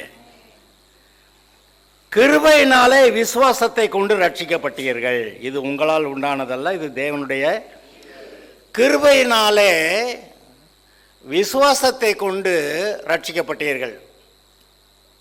கிருபைன்னா என்ன? நான் கடந்த சில வாரங்களில் சொல்லிகிட்டே இருந்திருக்கிறேன். இயேசுவானவர் நமக்காக கிருபாதார பலியாக கொடுக்கப்பட்டார். இயேசுவானவர் நமக்காக கிருபாதார பலியாக கொடுக்கப்பட்டார். ரோமர் 3:26 இருக்கு, 1 யோவான் 2:2 இருக்கு. கிருபாதார பலி, கிருபைக்கு ஆதாரமாக இவர் பலியாக கொடுக்கப்பட்டார். அதுக்கு முன்னாடி வரைக்கும் நியாயப்பிரமாணம் தான். அதை நிறைவேற்றினா பலன் உண்டு, நிறைவேற்றலைன்னா சாவு. லா ஆஃப் மோசஸ், அதெல்லாம் எல்லாத்தையும் கடைப்பிடிக்கணும். 10 கற்பனையும் கடைப்பிடிக்கணும். அதில் ஒன்று ஓட்ட விட்டா போச்சு, பூரா 10 ஃபெயில். ஆனால் கிருபை என்ன சொல்லுகிறது? நான் இலவசமாக தர்றேன், நீ வாங்கிக்க என்றார். கிருபை நான் சொல்லுவேன், இயேசு சிலுவையிலே நமக்கு சம்பாதித்த ஆசீர்வாதங்கள், வேற எதுவுமே இல்லை. இயேசு சிலுவையிலே நமக்காக சம்பாதித்தவை. நம்முடைய பாவமெல்லாம் அங்கே போச்சு, அவருடைய ஆசீர்வாதமெல்லாம் நமக்கு வந்துச்சு. இவர் இவ்வளவு பாடுபட்டு தன் ரத்தம் சிந்தி ஜீவனை விட்டதுனால தான் அந்த ஆசீர்வாதங்கள் நமக்கு வருது, நம்ம பாவங்கள்லாம் அங்கே போச்சு. அப்போ ஆசீர்வாதங்களை சம்பாதிச்சாரே. யார் யாருக்கு இருந்தால் ரட்சிப்புக்கு ஒரு 1000 ரூபா கொடு, நல்ல ட்ரெஸ் வேணும்னா ஒரு 10,000 ரூபா கொடு, நல்ல ஒரு 50,000 ரூபா கொடு. நிம்மதியாக தூங்குறதுக்கு 50,000 ரூபாயா? ஏன்னா தூக்கம் இல்லாதவனுக்கு தான் தெரியும் அந்த தூக்கம் எவ்வளோ விலையேறப்பட்டுறதுன்னு. இப்படி ஒவ்வொன்றா காசு கொடு, இந்த தூக்கத்தை தர்றேன், காசு கொடு பிள்ளைய தரேன், காசு கொடு அட்மிஷன் கொடுக்குறேன், காசு கொடு நான் உனக்கு வேலை கொடுக்குறேன். இப்படி அதாவது இந்த உலகத்தில் பேசுகிற மாதிரி கர்த்தர் பேசியிருந்தாருன்னா நம்மளால் ஒன்றும் செய்ய முடியாது. ஆனால் இலவசம், நம்ம தமிழ்நாட்டில் இந்த இலவசங்களுக்கு அளவு கணக்கு வழக்கே இல்லை. அதனாலேயே கர்த்தர் இந்த தமிழ்நாட்டை ஆசீர்வதிச்சிருக்கிறாருன்னு நல்லா தெரியுது. வேற எங்கே போனாலும் எல்லாம் காசு போட்டு தான் வாங்கணும். பெண்கள் பஸ்ஸில் ஃப்ரீயாக ஏறி போகிறாங்க. 20 கிலோ அரிசியா மாதம். அதாவது சாப்பாட்டுக்கு பஞ்சம் இல்லாத ஒரு இடத்த பார்க்கணும்னா தமிழ்நாடு தான். ஆனாலும் நிறைய பேர் அன்னதானம் போடுறாங்க. எனக்கு ஒரு கேள்வி, சாப்பாட்டுக்கு இல்லாதவனுக்கு அன்னதானம் போடுறானா, பெருமைக்கு அன்னதானம் போடுறானா, அல்லது ஏதோ நல்ல பேர் வரணுங்கிறதுக்காக அன்னதானம் பண்ணுறானா? எல்லாம் சாப்பாட்டுக்காக கிடையாது, வேறு ஏதோ காரணங்களுக்காக அன்னதானமெல்லாம் பண்ணுறான். ஏன்னா இந்த தமிழ்நாட்டில் ஒருத்தர் பஞ்சம், அதாவது சாப்பாடு இல்லைங்கிற சூழ்நிலை இல்லவே இல்லை. நான் சிறு பிள்ளையாக இருந்தப்போ சாப்பாடு தான் பிச்சை எடுத்தாங்க. ஒரு ஓடு கொண்டு வருவாங்க, ஒரு ஏதாவது சின்ன பாத்திரம் கொண்டு வருவாங்க, 10 இடத்துல நெளிஞ்ச தரடப்பா கொண்டு வருவாங்க. அதில் தான் சாப்பாடு வாங்கிட்டு போவாங்க. அம்மா தாயே கஞ்சியா அப்படின்ட்டு வருவாங்க. இப்போ யாரும் சாப்பாடு பிச்சை எடுக்கிறதே கிடையாது. ஏன்னா தமிழ்நாட்டை கர்த்தர் ஆசீர்வதிச்சிட்டாருன்னு நான் நம்புகிறேன். நான் சரி, இப்போ அப்படி கொடுக்குறாரு. இயேசு கிறிஸ்து சம்பாதித்து உங்ககிட்ட இலவசமாக கொடுக்குறாரு. அதான் சொன்னேனே, இந்தா கொடுத்துட்டேன், நீ எடுத்துக்க. இந்த எடுக்கிறது விசுவாசத்தினால எடுக்க வேண்டும். அதனால தான் நம்ம எந்த ஒரு நன்மையை பெற வேண்டுமானாலும் அந்த கிருபையில் அது இருக்கா. நான் நாளைக்கு பிரைம் மினிஸ்டர் ஆகணும், அந்த ஆசைக்கு அங்கே கிருபை இல்லை. இங்கே இருக்கிற யார் நாளைக்கு பிரைம் மினிஸ்டர் ஆகிறது? சரி, அடுத்த எலெக்ஷனில் யார் இங்கே இருக்கவங்க பிரைம் மினிஸ்டர் ஆவீங்க? அந்த கிருபை உங்களுக்கு கொடுக்கப்படலை, அது கிடைக்காது. நான் விசுவாசிக்கிறேன் ஆண்டவரே, விசுவாசிக்கிறேன் ஆண்டவரே, நான் விசுவாசம் அறிக்கை பண்ணுறேன் ஆண்டவரே, அடுத்த தடவை நான் தான் பிரைம் மினிஸ்டரு, கிடைக்கவே கிடைக்காது. அந்த கிருபை அவர் கொடுக்கவில்லை. ஆனால் தாவீது மாதிரி அவனாவது உங்களுக்குள்ளே இருந்தால் உங்களை கிளப்பி கொண்டு போய் ராஜாவா ஆக்கிடுவார். கிருபை அவனுக்கு கொடுக்கப்பட்டிருந்தது, அதனால் அவன் பெற்றுக்கொள்ள முடிந்தது. சிலுவையிலே நமக்கு சம்பாதித்த எல்லாம் நமக்கு கிருபையாய் இலவசமாய் முன்னே வைக்கப்பட்டிருக்கிறது. அதை நீங்கள் விசுவாசத்தை கொண்டு எடுக்க வேண்டும். அப்போ இந்த ஆசீர்வாதத்தை பெற்றுக்கொள்றதுங்கிறது ஏதோ அவர் கொடுத்தாருங்க அது மட்டும் கிடையாது. நீங்கள் எடுக்கணும். அவர் கொடுக்கவும் செய்யணும், நீங்கள் எடுக்கவும் செய்யணும். அவர் கொடுத்ததை நம்ம எடுக்க மாட்டேன்னா, இல்லை என் கையில் கொடுக்கணும், கையில எல்லாம் கொடுக்க முடியாது, எடுத்து வாங்கி எடுத்துக்கன்றார். இந்த இந்த விஷயத்தை புரிந்து கொண்டால் இப்போ நம்ம ஒவ்வொரு காரியத்துக்கும் வசனத்தை சொல்லி, இந்த வசனத்தின்படி எனக்கு இது இருக்குல்ல, இது என்னுடைய, நான் எடுத்துக்கிறேன் அப்படின்னு நம்ம சொல்லுவோம். அவருடைய தழும்புகளால் குணமானியர்கள். பழைய ஏற்பாட்டில் அவருடைய தழும்புகளால் குணம் ஆவியர்கள் ஆகிறீர்கள். புதிய ஏற்பாட்டில் குணம் ஆணியர்கள். ஏன்னா வேலை முடிஞ்சிருச்சு. சிலுவையில் இயேசு அந்த அந்த காரியத்தை செய்து விட்டார்.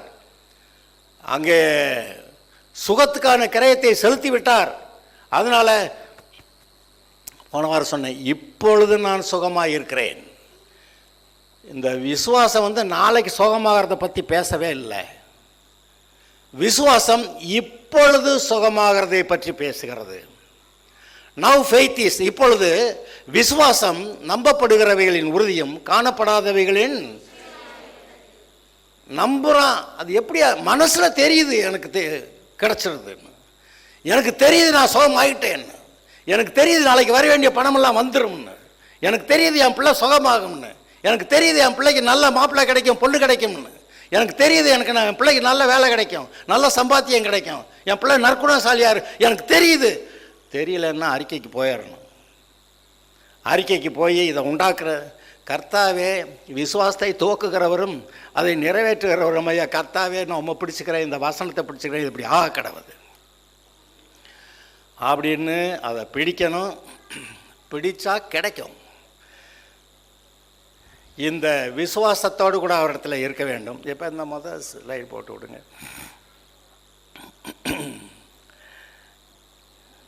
இது உபாகமம் 33வது அதிகாரத்தில் 26 முதல் 29 வசனம் வரை உங்களுக்கு நல்லா தெரிஞ்ச பார்த்துருக்கிறோம். யெஷூரனுடைய தேவனை போல ஒருவரும் இல்லை. யெஷூரன் அந்த இடத்துல யாரை சொல்றார் கர்த்தர்? யாரை சொல்றாருன்னு யாருக்காவது சொல்ல முடியுமா? அந்த ஆபிரகாம், ஈசாக்கு, யாக்கோபு. இந்த யாக்கோபு தான் தேவனோடையே போராடி மேற்கொண்டவன் அப்படின்னு சொல்லிட்டு போட, இனிமே நீ யாக்கோபு இல்லை, நீ இஸ்ரவேல். இவனுக்கு தான் 2 பேர், யாக்கோபுன்னு கூப்பிடுவார், இஸ்ரவேல்னு கூப்பிடுவார். திருட்டு பயலை அப்படிங்கிறப்ப யாக்கோபு அப்படிம்பாரு, தேவனுடைய குமாரன் அப்படிங்கிற இஸ்ரவேலே அப்படிம்பாரு. யாக்கோபே இஸ்ரவேலேன்னு மாற்றி மாற்றி இந்த பைபிளில் நீங்கள் வாசிக்கிறீங்க. தேவனோடு கூட, அதாவது தூதனோடு கூட யுத்தம் பண்ணி மேற்கொண்டவன். இந்த யெஷூரனுடைய தேவனை போல ஒருவரும் இல்லை. அண்ட சராசரங்கள்லையும் நீங்கள் ஏதாவது தேடி கண்டுபிடிச்சி சொல்ல முடியுமா? யாராவது இந்த தேவன், நம்முடைய கர்த்தராகிய இயேசு கிறிஸ்துவின் பிதாவாகிய தேவன், இவரை தவிர வேற யாராவது கடவுள் நீங்கள் கண்டுபிடிச்சு சொல்ல முடியுமா? அதாவது இவர்கிட்ட வர வரைக்கும், இந்த தேவனை கண்டுபிடிக்க வரைக்கும், இந்த இயேசு கிறிஸ்துவின் பிதாவாகிய தேவனை கண்டுபிடிக்க வரைக்கும் எல்லா ஜனங்களும் கடவுளை தேடுறாங்க, எங்கெங்கேயோ போகிறாங்க. ஆனால் எப்போ ஒரு மனிதன் இந்த பிதாவாகிய தேவனிடத்தில் வருகிறானோ அப்போவே அவனுடைய இருதயத்தில் திருப்தி வந்து விடுகிறது. அதுக்கு மேலே வேற எதையும் தேடி போகிறதில்லை. அதனால தான் இயேசுடத்தில் வந்த பிறகு வேற யாரும் எந்த தேவனையும் தேடி போகிறதில்ல. இவரே தேவன் என்று கண்டுபிடித்து விடுகிறார்கள். இயேசு கிறிஸ்து நம்முடைய பாவங்களுக்கு பரிகாரம் செய்வதற்காக நம்மை அழைத்து பிதாவாகிய தேவனிடத்திலே பிள்ளையாக சேர்த்து வைக்கிறார். இப்படி அவர் சேர்த்து வைக்கிறதுனால யெஷூரனுடைய தேவனை போல் ஒருவரும் இல்லை, அவர் உனக்கு சகாயமாய் வானங்களின் மேலும் தமது மாட்சிமையோடு கூட ஆகாய மண்டலங்களின் மேலும் ஏறி வருகிறார். அனாதி தேவனை உனக்கு அடைக்கலம். அவருடைய நித்திய புயங்கள் உனக்கு ஆதாரம். அவர் உனக்கு முன்னின்று சத்துருக்களை துரத்தி அவர்களை அழித்து போடு என்று கட்டளையிடுவார். இஸ்ரவேலே சுகமாய் தனித்து வாசம் பண்ணுவான். யாக்கோபின் ஊற்றானது தானியமும் திராட்சரசம் உள்ள தேசத்திலே இருக்கும். அவருடைய வானமும் பனியை பெய்யும். இஸ்ரவேலே நீ பாக்கியவான். கர்த்தரால் ரட்சிக்கப்பட்ட ஜனமே உனக்கு ஒப்பானவன் யார்? எங்க உங்களுடைய தேவனை காட்டில் வேற தேவர்கள் இல்லவே இல்லை. அப்படி எங்க இருக்கிறதெல்லாம் இருக்கிறது இல்லை. நீங்க உண்மையிலேயே தேவனா கண்டுபிடிச்சிருக்கீங்கிறதுனால கர்த்தர் கொடுத்த வெளிப்பாட்டுக்காக கர்த்தருக்கு நன்றி சொல்லலாமா? ஒரு அல்லேலூயா போடலாமா? இந்த ஒரு கர்த்தர் கொடுக்குற ஒரு நல்ல செய்தியை கேட்டு நாம் ரெஸ்பாண்ட் பண்ணால், அதுக்கு ஒரு அல்லேலூயா அப்படி சொன்னால் தான் நம்ம இருதயம் விரிவடைகிறது. அதனால் ஒவ்வொரு தடவையும் நல்ல செய்தியை கேட்கும்போது ஒரு அல்லேலூயா. ஏன்னா இவர் தான் கொடுக்குறவர்.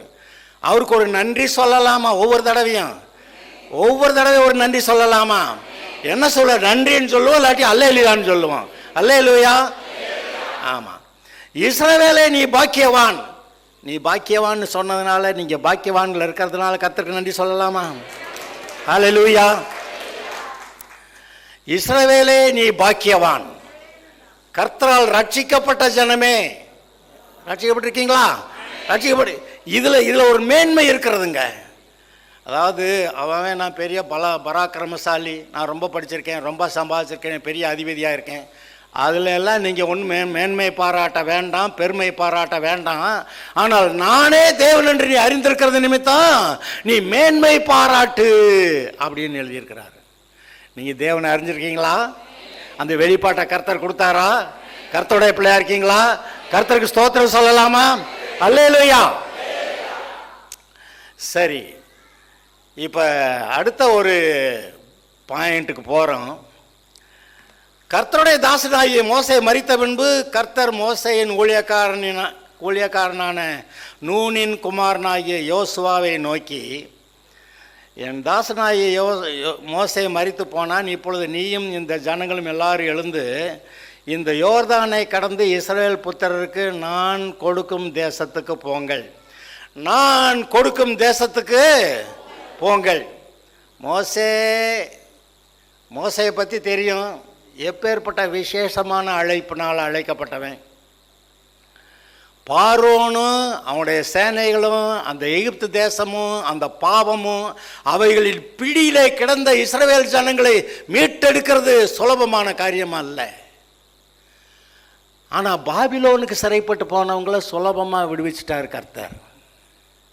வித்தியாசம் தெரியுமா உங்களுக்கு என்னன்னு? எகிப்தில் சிறைப்பட்டு கிடந்தவங்களை விடுவிக்கிறது பெரிய போராட்டமாக இருந்துச்சு கர்த்தருக்கு. ஆனால் பாபிலோனுக்கு சிறைப்பட்டு போனவங்களை விடுதலை ஆக்கிறது ரொம்ப சுலபமாக. ராஜா கிட்ட சொல்லி அவங்களெல்லாம் போக சொல்லு, அவ்வளோதான், கிளம்பி வந்துட்டாங்க. ஏன்னா அங்கே போன கூட்டமெல்லாம் பாபிலோனுக்கு சிறைப்பட்டு போனவங்கெல்லாம், நமக்கு சிறைப்பட்டு வந்துட்டோம், நமக்கு ஆலயமும் இல்லை, ஆராதனையும் இல்லை, கர்த்தருடைய பிரசன்னமும் இல்லை, இப்போ அங்கே ஆலய ஆராதனை இல்லைன்னாவே இப்போ ஜபமெல்லாம் எல்லாம் போச்சு அப்படின்னு சொல்லி அவங்க குடியிருந்த இடங்களில் ஜப ஆலயங்களை கட்டுனாங்களாம்.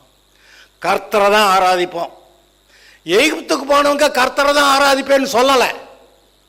அவங்க 430 வருஷமாக அந்த கன்றுக்குட்டியை செய்வித்தார்கள். அங்கேருந்து கூட்டிகிட்டு வந்த ஒரு பாடு வழியில் அங்கேயும் கன்றுக்குட்டி தான் செஞ்சாங்க. அதனால் அப்படி பாவத்தில் கிடக்கிறவங்களை விடுதலை ஆக்கிறது ரொம்ப கஷ்டம். ஆனாலும் விடுதலை ஆக்கிறேங்கிறார். எதுக்கு? ஆபிரகாம்கிட்ட நான் ஒரு வார்த்தை சொல்லிட்டேன், அவன்கிட்ட சொன்ன வார்த்தை நிமித்தம் நான் அவங்களை விடுதலை ஆக்கணும் அப்படின்னு சொல்லி ஆபிரகாம் அந்த எகிப்தில் இருந்தவங்களை எல்லாரையும் விடுதலை பண்ணி கொண்டு வர்றாரு. ஆனால் இவங்க இருதயத்தில் அங்கே தான் போகிறேன்றாங்க. லோத்து குடும்பத்தை எல்லாம் கர்த்தர் வந்து விடுவிச்சு கொண்டு வந்தால், லோத்தின் மனைவி அவளுடைய இருதயம் அங்கே சோதோம் கொமோராவில் தான் இருந்துச்சு. திரும்பி பார்த்தாள், சும்மா அப்படி திரும்பி பார்த்ததுனாலயா? அவள் மனம் அந்த சோதோம் கொமோராவுக்கு திரும்பியது வெறுமனை பார்த்த எப்படி எரியுது பாரு அப்படி பார்த்ததில்ல. மனசு அங்கே போய் நம்ம அங்கே போகணுங்கிற அந்த ஆசையில் பார்த்ததுனால அவள் உப்பு தூணானாள். இஸ்ரவேலர் எகிப்திலிருந்து வந்தபோது மறுபடியும் கன்றுக்குட்டி தான் அவர்களுக்கு தேவையாக இருந்தது. அதுக்கேற்றாப்புல இந்த மோசையும் மலையில் ஏறி 40 நாள் அங்கே இருந்துட்டான். அங்கே போனவனுக்கு என்ன ஆச்சோ தெரியலப்பா, நமக்கு முன் செல்லும் தெய்வங்கள் உண்டாக்கப்பட வேண்டும் அப்படின்னு சொல்லி ஏதோ காதணியெல்லாம் எடுத்து போட்டாங்களாம். உள்ளுக்க நெருப்புள்ள போட்டால் கண்ணுக்குட்டி வந்துச்சான். சூப்பரில். அதுக்கு பண்டிகை கொண்டாடினார்கள், நிர்வாணமாக ஆட்டம் போட்டார்கள். அங்கேருந்து கர்த்தர் அனுப்பினார், போய் போய் பாருடா அங்கே என்ன செய்கிறாங்கன்னு பாரு அப்படின்னு சொல்லி. அதான் இந்த மாதிரி இப்படியெல்லாம் உன்னை யார் செய்ய சொன்னதுன்னு சொல்லிட்டு இப்போ என் பக்கமாக கர்த்தர் பக்கமாக இருக்கிறவங்கெல்லாம் வான்னு கூப்பிட லேவியர்கள் வந்தாங்களாம். அந்த மாதிரி பாவம் செய்ய காரணமாக இருந்த அத்தனை பேர் 3000 பேரை தன்னுடைய சகோதரர்களை அவர்கள் வெட்டி போட்டார்கள். ஏன்? அவர்கள் கன்றுக்குட்டி செய்தார்கள். கர்த்தர் வேண்டாம், பாகால் வேண்டும். பாகால்ங்கிறது கன்றுக்குட்டியை தான் சொல்லுது. ஆதலால் அந்த பாவத்திலே ஊறி போய் கிடந்த அந்த இஸ்ரவேலரை எகிப்திலிருந்து கொண்டு வருவது மிக போராட்டமாக. அவன் விடமாட்டேன்றான் பார்வோன். நோ, 10 வாதையில் 10வது வாதையில் அவனுடைய மகனே சாகும்போது தான் ஐயோ ஏய் போய் தொலைங்கடா அப்படின்னு சொல்லி அனுப்பி விடுறான். அது ரொம்ப கடினமாக இருந்துச்சு. இங்கே ஒரு வசனம் இருக்குது தெரியுமா? நீ நியாயமாகவே சிறைப்பட்டு போயிருந்தா கூட நான் உனக்காக வழக்காடி உன் பிள்ளைகளுக்காக வழக்காடி உன்னை மீட்டுக்கொள்வேன்னு கர்த்தர் சொல்லியிருக்கிறாரே. அந்த வசனம் யார் எடுப்பீங்க? நியாயமாக சிறைப்பட்டு போயிருந்தா கூட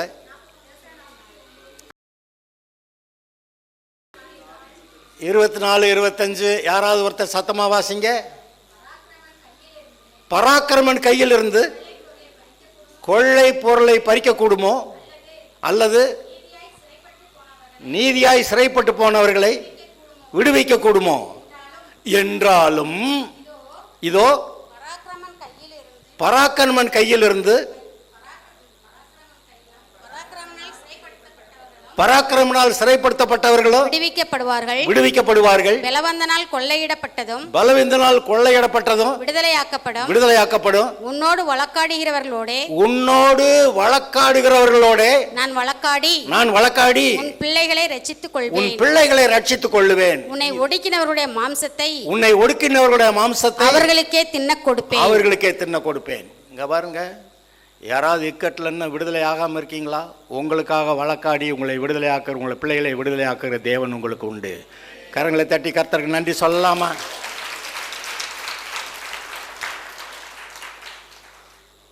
நம்ம கேட்காமே நமக்கு நன்மையை செய்து வைத்து கொண்டிருக்கிறவர்.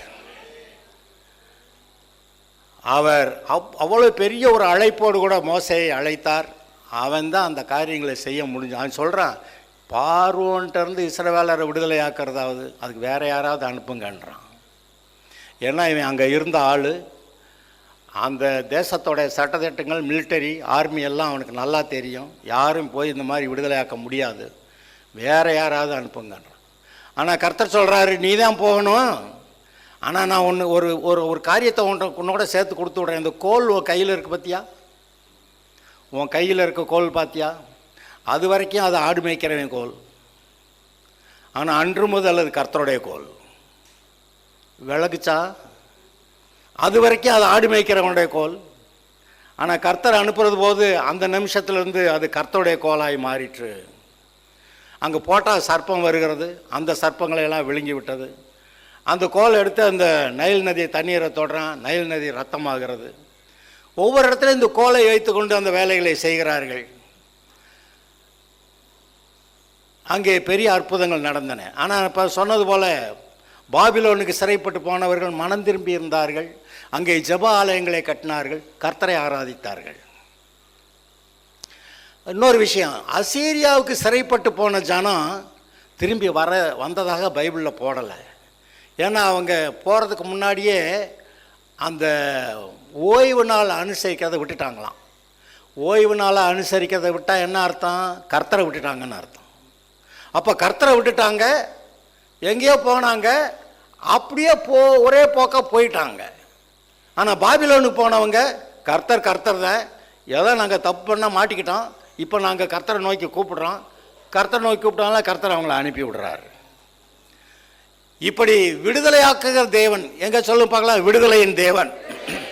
எனக்கு, என்னுடைய வீட்டாருக்கு, என்னுடைய சகலத்துக்கும் விடுதலையின் தேவனாய் இருக்கிற கர்த்தருக்கு ஸ்தோத்திரம். சொல்றாரு, என் தாசனாகிய மோசே மரித்து போனான், இப்பொழுது நீயும் இந்த ஜனங்களை எல்லாரும் எழுந்து இந்த யோர்தானை கடந்து இஸ்ரவேல் புத்தருக்கு நான் கொடுக்கும், அவர் கொடுக்கிறாராம். சொல்ல பார்க்கலாம், நான் கொடுக்கும் தேசத்துக்கு கர்த்தர் எனக்கு கொடுக்கிற ஆசீர்வாதங்களை நான் சுதந்தரிப்பேன். அல்லேலூயா. நான் மோசேக்கு சொன்னபடி உங்கள் காலடி மிதிக்கும் எவ்விடத்தையும் உங்களுக்கு கொடுத்தேன். அவர் கொடுத்தேன்னே சொல்றாரு. இனிமே தான் போய் அவங்க பிடிக்கணும். ஆனால் அவர் என்ன சொல்றாரு?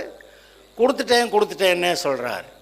கிருபையிலே நமக்கு ஆசீர்வாதங்கள், சுகம் இருக்கிறது, வீட்டுக்கு தேவையான சகல காரியங்கள் இருக்கிறது, கடனை தீர்க்கிறதுக்கான கிருபை அங்கே இருக்கிறது, நீங்கள் கடன் வாங்காமல் இருக்கிறதுக்கு அநேக ஜாதிகள் கடன் கொடுக்கறது, இதெல்லாம் கிருபை அங்கே இருக்கிறது.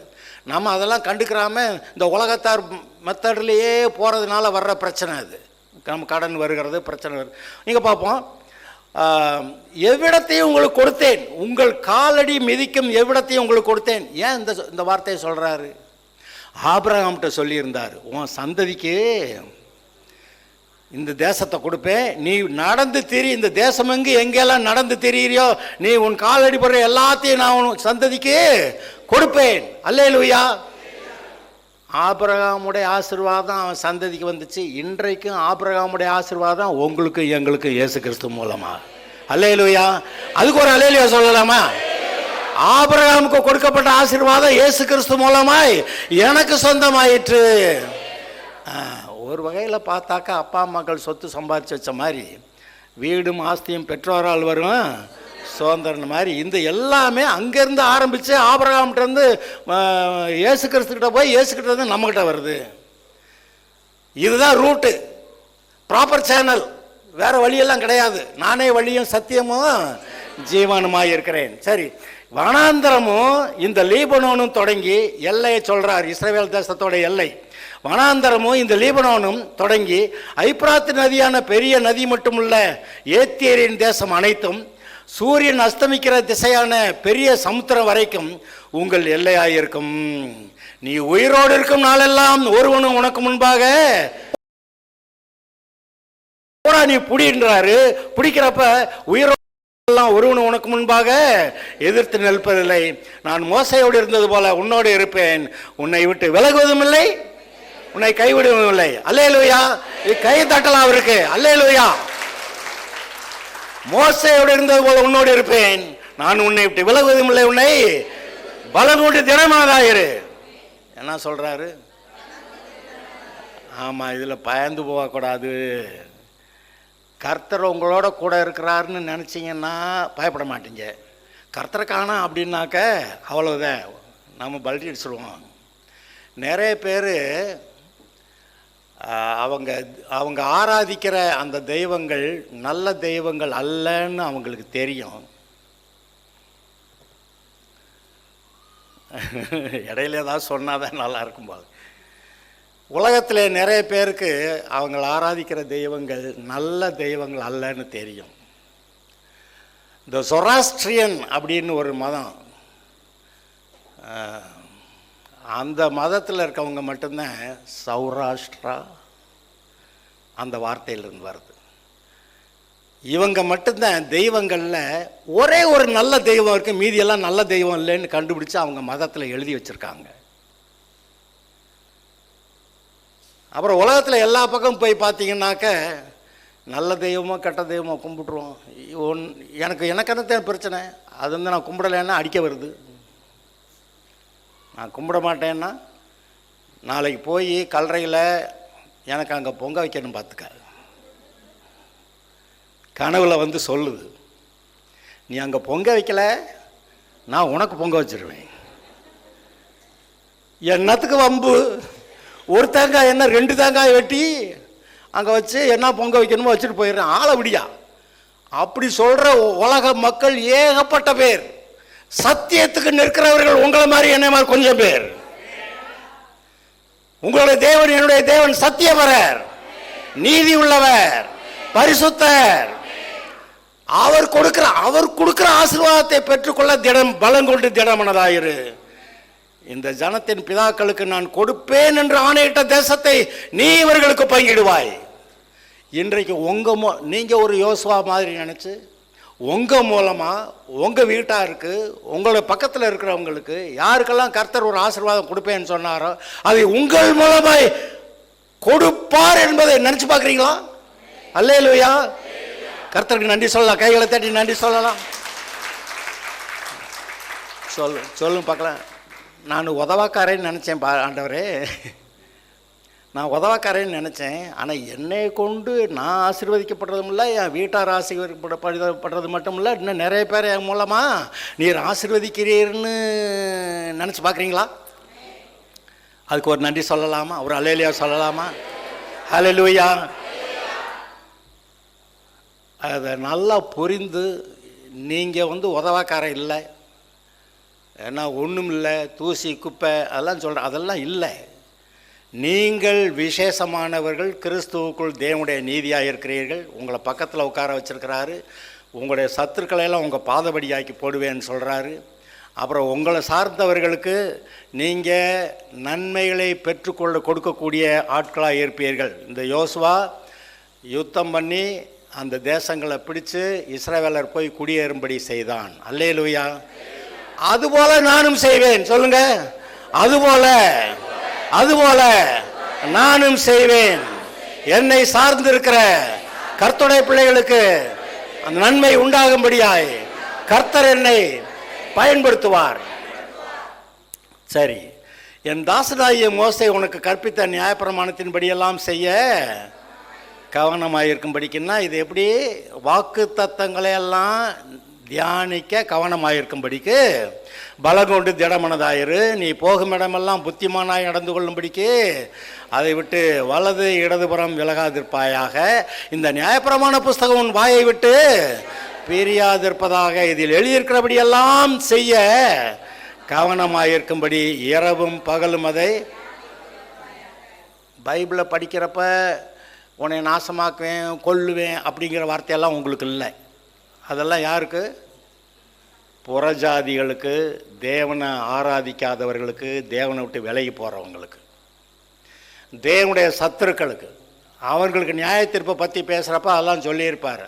அது எனக்குன்னு நம்ம எடுக்கக்கூடாது. நீங்கள் இஸ்ரவேலர், ரட்சிக்கப்பட்டவங்க, கர்த்தருடைய பிள்ளைங்க, ஆபிரகாமின் சந்ததி, தெரிந்து கொள்ளப்பட்ட ஜனம். அதுவும் இல்லாமல் இயேசு கிறிஸ்து மூலமாக ரட்சிக்கப்பட்டவர்கள், பரிசுத்தமாக்கப்பட்டவர்கள், நீதிமான்களாக்கப்பட்டவர்கள். இதில் மாற்றமே கிடையாது. ஆக இந்த வாக்கு தத்தங்களை தியானித்து கொண்டிருப்பாயாக. அப்பொழுது நீ உன் வழியை வாய்க்க பண்ணுவாய், அப்பொழுது புத்திமானாயும் நடந்து கொள்ளுவாய். நான் உனக்கு கட்டளையிடவில்லையா? பலங்கொண்டு திடமனதாயிரு. தைரியமா இருக்கலாமா? எத்தனை பேர் தைரியமா இருக்கு பாருங்க. கர்த்தருக்குள்ளே சொல்லுங்க, கர்த்தருக்குள்ளே நான் திடன் கொண்டு பலசாலியாய் இருக்க போகிறேன். பலங்கொண்டு திடமனதாயிரு, கலங்காதே, திகையாதே. நீ போகும் இடமெல்லாம்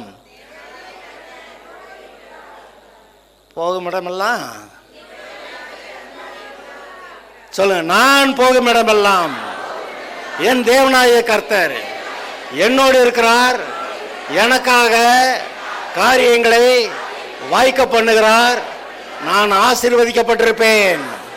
போகையிலும் ஆசீர்வதிக்கப்பட்டிருப்பேன், வருகையிலும் ஆசீர்வதிக்கப்பட்டிருப்பேன், உள்ளேயும் ஆசீர்வதிக்கப்பட்டிருப்பேன், வெளியேயும் ஆசீர்வதிக்கப்பட்டிருப்பேன். கர்த்தருடைய நாமம் எனக்கு தரிக்கப்பட்டதால் பூமியின் ஜனங்கள் என்னை கண்டு பயப்படுவார்கள். நான் கடன் வாங்குவதில்லை, அநேக ஜாதிகளுக்கு கடன் கொடுப்பேன். நான் வாளாகாமல் தலையாவேன். கீழாகாமல் மேலாவேன். அல்லேலூயா. கர்த்தர் அதை செய்து தீர்ப்பார். சொன்னதை செய்கிற தேவன். அல்லேலூயா. ஜெபம் பண்ணலாம்.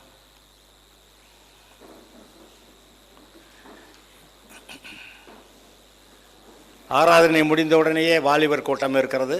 ரொம்ப குறைஞ்ச நேரம் தான். கொஞ்ச நேரம் இருந்து 4 பேர் ஜெபம் பண்ணுவாங்க. நீங்களும் ஜெபத்தை பார்க்கணும். யாராவது எக்ஸ்ட்ரா ஜெபம் பண்ணால் பண்ணலாம். வாலிபர்கள் இருந்து போகலாம், ஜெபிக்கலாம். கர்த்தாவே, நாங்கள் உம்மை ஸ்தோத்திரிக்கிறோம். நீர் இன்று ஏற்படுத்தின நல்ல ஆராதனைக்காக உமக்கு நன்றி. நீர் வந்தீர், எங்களை பார்த்தீர், எங்களிடத்தில் பேசினீர், எங்களை ஆசீர்வதித்திருக்கிறீர். உமக்கு நன்றி கர்த்தாவே.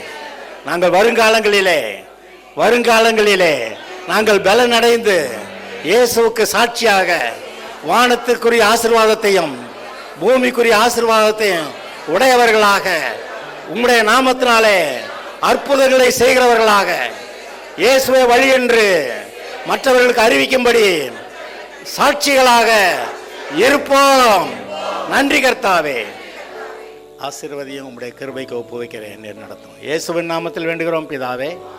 என் ஆத்மாவே கர்த்தரை ஸ்தோத்திரி,